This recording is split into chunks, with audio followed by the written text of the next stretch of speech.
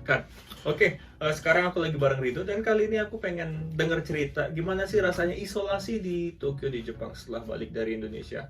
Mungkin aku pengen introduction dari Rido dulu nih. Dok, lu kemarin dari mana sih, Dok? Dari Indonesia bang. Di mana?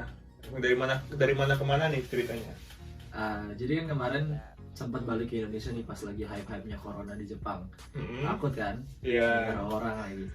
Kira balik ke Indonesia terus kalian ada ngurusin sesuatu kan. Nah terus kebetulan balik ke Jepangnya itu akhir Maret tanggal 31 Maret. Dan waktu itu emang orang dari Indonesia masih bisa masuk. Soalnya mulai tanggal 3 April orang dari Indonesia tuh udah nggak bisa masuk. Dalam artian gak bisa masuk tuh walaupun lu dapat visa pelajar, kalau lu dapat visa pelajar ya gitu Iya. itu nggak bisa masuk. Nggak bisa masuk kecuali Anda itu adalah permanent residence. Oke, permanen berarti yang udah tinggal di sini lama ataupun nikah dengan orang Jepang Iya. berarti ya. Selain itu nggak boleh. Jadi walaupun lu pelajar masih mengharuskan melanjutkan studi sini. Nggak bisa. Nggak bisa? Nggak bisa masuk. Oke, berarti lu dapat masuk tanggal 31 Maret. Tanggal 31 Maret. And then gimana? Itu landingnya di Haneda di Tokyo. Tokyo. Oke, Oke. Haneda. Terus gue kan nggak tahu ya bang kalau emang ternyata harus karantina di tempat pertama kita datang. Jadi karena kebetulan gue pertama datangnya di Tokyo, karantinanya di Tokyo. Kalau misalnya gue datang di Fukuoka, karantina di Fukuoka. Oke. Jadi tanpa persiapan akhirnya turun pesawat kan jalan. Terus ke ada tempat imigrasi. Sebelum imigrasi sebenarnya sebelum imigrasi itu kita dicek kayak ada booth gitu. Ntar kita ngelapor di sana. Ada form kan yang diisi di atas pesawat kalau penerbangan luar negeri, nah itu kita kasih. Sama kita diharuskan karantina saat itu juga. Tapi lu dapat info nggak sebelumnya di Cengkarengnya ataupun di atas pesawatnya? Nggak dapat. Tapi gue pernah baca-baca sih, emang kita harus karantina 14 hari. Tapi tak pikir karantina 14 harinya itu di tempat gitu, di rumah kita gitu. Karantina mandiri di rumah Karantina sendiri. mandiri di rumah, tak pikir gitu. Ternyata nggak gitu. Ternyata emang di mana kita pertama datang, di situ harus karantina. Oke. Jadi gue kan pesawat jam 9 pagi ya nyampenya tuh bang. Terus dari Tokyo ke Kumamoto harusnya tuh jam setengah 12 harusnya. Tapi karena ternyata karantina, flight gue di cancel bang. Yang cancel itu siapa? Dari pihak bandaranya atau maskapainya? Pihak bandaranya yang cancel. Jadi pihak bandara yang bantu nelfonin maskapainya. Oke, dan itu nggak ada biaya tambahan ya? Nggak ada biaya tambahan. Ada kerepotan nggak reschedule kayak gitu? Kalau reschedule-nya sih bang, reschedule-nya gampang. Cuman yang repot itu yang nyari tempat karantinanya. Tempat karantina. Tempat karantina itu repot. Tapi sebelum aku mau nanya tempat karantina sendiri. Kan kamu sudah pernah ke Jepang sebelum ada masa COVID ini. Sebelum dan sesudah ada proses yang beda nggak? Selain karantina, ada thermoscanning ataupun ada booth khusus tambahan dan sebagainya nggak? Yang ngerasa paling beda? Kalau pas gue berdarat di Tokyo bang ya? Iya. Itu ntar lo lupa ya, thermoscanning kayaknya ada deh. Waktu kemarin 31 Maret ada thermoscanning gitu? Kayaknya ada. Lupa sih bang. Sumpah, terusan lupa. Oke. Tadi kan ada booth tambahan ya. Kalau booth tambahan itu gimana maksudnya? Kayak apakah dia jadi orang-orang yang dari negara apa ya, kayak ada travel warning dari Jepang diarahin ke sana semua atau satu pesawat itu semuanya harus ke booth itu tanpa terkecuali? Enggak, jadi kalau yang emang mau stay di Jepang baru ke situ. Jadi kalau emang dia connecting flight internasional, lolos aja. Beda, nggak harus ke situ. Oke, berarti yang saat itu turun di Jepang harus ke booth itu?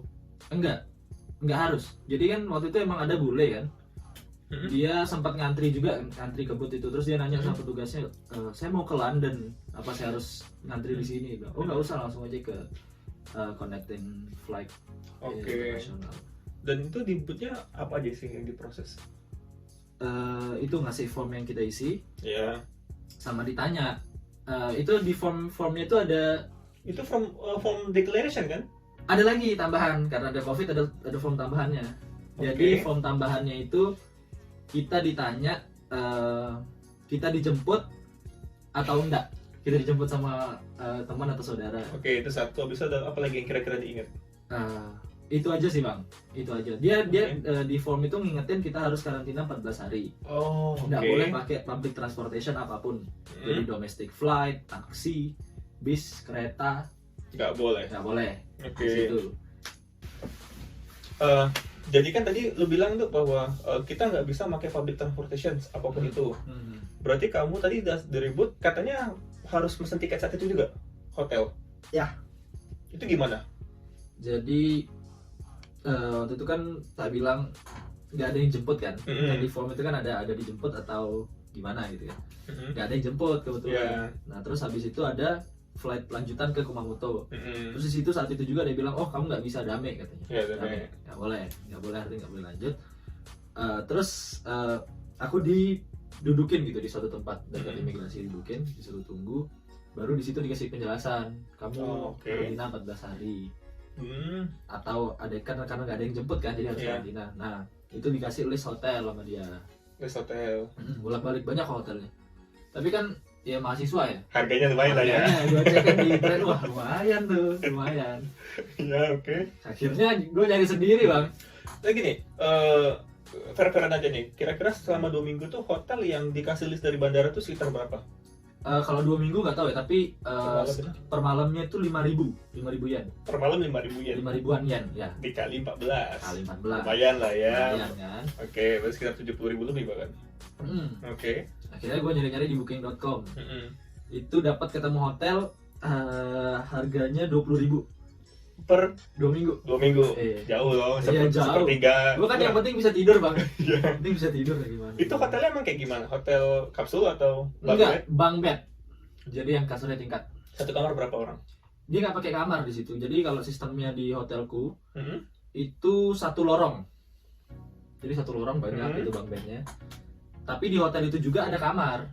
Oh, oke, paham. Jadi di lorong itu di sebelah kanannya nih kamar, di depan kirinya tuh bunk bed. Bete banget sumpah. Iya. Sumpah bete banget sih. Kenapa? Gue gak bakal mau sih bunk bed itu asli kalau ada pilihan. Iya. Bangun tidur, lihat lorong-orang langsung lewat kiri kanan.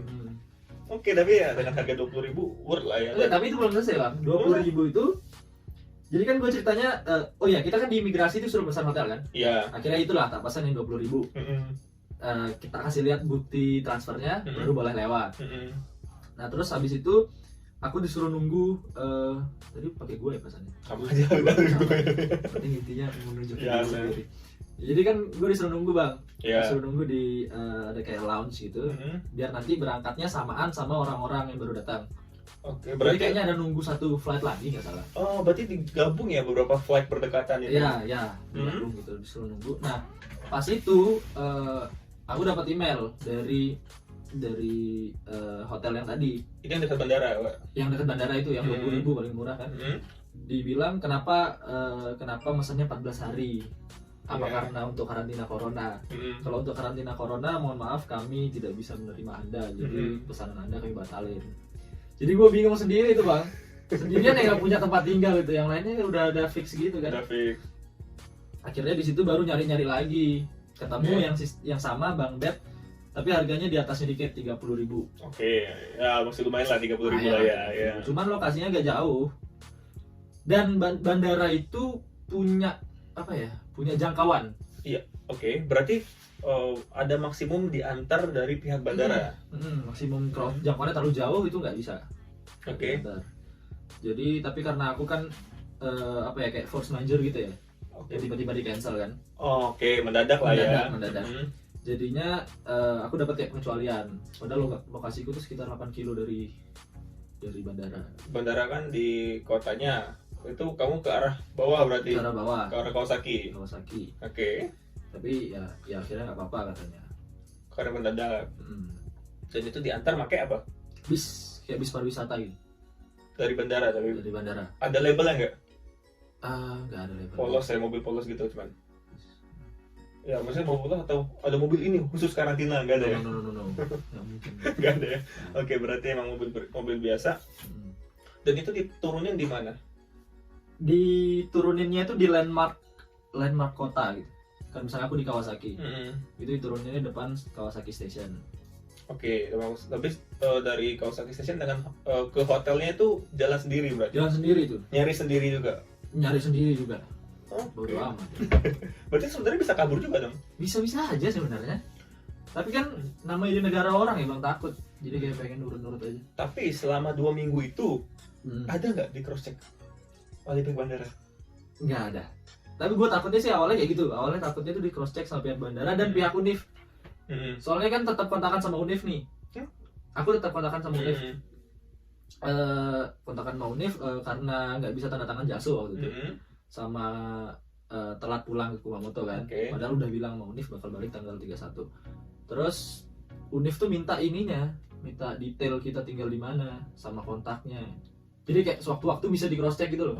Oke. Takutnya. Jadi gue nggak kemana-mana kemarin. Tapi gini, ketika di bandara kan kamu cuma ngasih printan, nunjukin printan bahwa oh, aku booking di sini. Itu diminta oleh dia nggak datanya? Diminta. Jadi nama kita siapa, penerbangan apa, tinggalnya di mana. Maksudnya tapi itu tertulis atau cetakannya atau kayak Tertulis tuh. oh dia cuma Kayak nyata. kolom-kolom ya. Oh, bukan dia minta print out gitu ya? Iya, minta itu. Oke, berarti emang data aja isinya ada hotel juga Pak? Kasih tahu hotel apa? Iya. Nama hotelnya.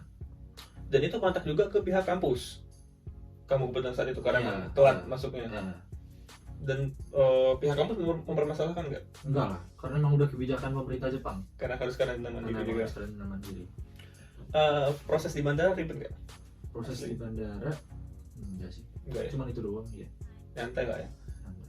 Nah, berarti selama 2 minggu lu cuman di hotel itu aja nggak kemana-mana. Bete dong, masih di kamar sekecil itu. Awalnya berapa ya? Kayak gue cuma tahan 3 hari kayaknya bang. 3 hari nggak ngapa-ngapain, cuma ke toilet dong paling jauh. Sama ke Sevel beli mam. Oke, beli makan. Udah tapi bete banget tuh sampai pusing. Akhirnya bodo amat gue jalan keluar aja, jalan ke taman gitu. Di taman deket hotel itu. Jauh, itu sekitar berapa ya? Dari hotel tuh sekitar 7 kilo. Jalan kaki. Gue jalan. Nggak ada rencana pakai bis atau apapun. Enggak, gue nurut. Nurut. Nurut. Bukan gara-gara pengen hemat. Nggak ya? Enggak. Oke. Untuk sekali jalan berkilo-kilometer itu sendiri dan orang nanya nggak pihak hotel bahwa kamu karantina atau bukan? Enggak. Dia nggak nanya. Caranya.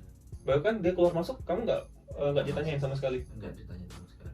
Oh, dan selama di perjalanan itu selama 2 minggu kamu jalan-jalan kemanapun ada perbedaan nggak terhadap apa ya kayak lingkungan tuh jadi lebih sepi ataupun gimana? Ini dia. Jadi pas gue balik ke Indonesia, itu kan baru-baru hype corona tuh Di Indonesia. Oke, di Baru-baru Indonesia. hype corona. Hype banget lah ya. Sampai polisi juga udah mulai patrol setiap malam gitu. Oh, Jalan serius? udah- Iya seriusan. di Lombok. Di Lombok udah gitu. Oh. Seriusan, terus jalan udah mulai sepi. Mm-mm. Ya. Jadi udah kerasa banget lah itu kalau ada pandemi kan. Iya. Pas balik ke Jepang yang gue bilang gue nggak tahan kan, gue pergi ke taman. Mm-mm. Itu orang-orang pada piknik anjir. Lu tahu nggak ya, gue kan sepedaan ya ke taman ya, ke Ezu, danau Ezu. Itu mereka tuh pada diriin tenda di bawah sakura gitu, Rame. orang gila. Gue tuh rame kayak hari biasa. Gue tuh heran, jadi kan kayak Indonesia udah sepi banget gitu. Oh, kebalik malah ini Kebalik. terlalu santai, tapi mereka nggak berkumpul ya, walaupun mereka ke taman itu sendiri-sendiri. Berkumpul, mereka kayak nggak ada apa-apa. Seriusan ada fotonya. Oh, karena kalau gua di Ezu itu berkumpul, maksudnya bukan berkumpul sih, mereka mendirikan tenda untuk keluarga masing-masing, cuman itu terpisah jarak, bukan kayak bikin arisan yang ramis gitu banyak orang, itu sih. Dan berarti kalau di Kawasaki itu ngumpul banget, literally ngumpul rame orang. Ngumpul rame, ya nggak yang full kayak konser gitu ya enggak sih, ya, tapi rame lah. Grouping gitu. Oh, I see. Dan berarti lu dari Kawasaki selama 2 minggu itu balik ke bandara pakai kendaraan umum? Ya, pas baliknya. Udah bisa lah ya. Udah bisa ya.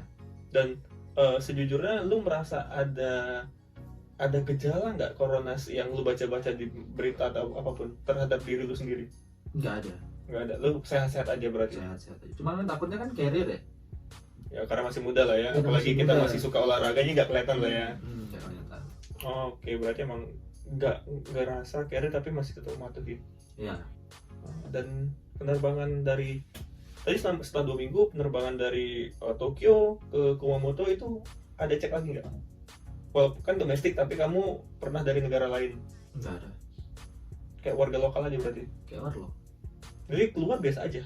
biasa aja. Nggak ada thermoscanning juga. Nggak ada, Santai ya. santai. Berarti cuman untuk penerbangan internasional aja yang dapat travel warning gitu. Eh, Gimana kesan-kesannya selama 2 minggu dan pengalaman terpaksa harus nginep? terpaksa ya. Iya sih kan, ya kesan-pesannya gue terpaksa ini makan onigiri, mau burger. Anjir, lu makan onigiri Iya, 2 minggu. 2 minggu saya Anjir, bisa 2 makan minggu. onigiri 2 minggu. Lu makan nggak ke izakaya, nggak minum habis atau lu nggak makan ramen udon gitu? Enggak, keluar cuma sevel balik lagi. Gitu Gitu doang 2 minggu. Wow. Anjir, 2 minggu gitu doang ya. Bete nggak sih? Bete, gue sampai daftar course online. Serius? Iya, biar ada kerjaan.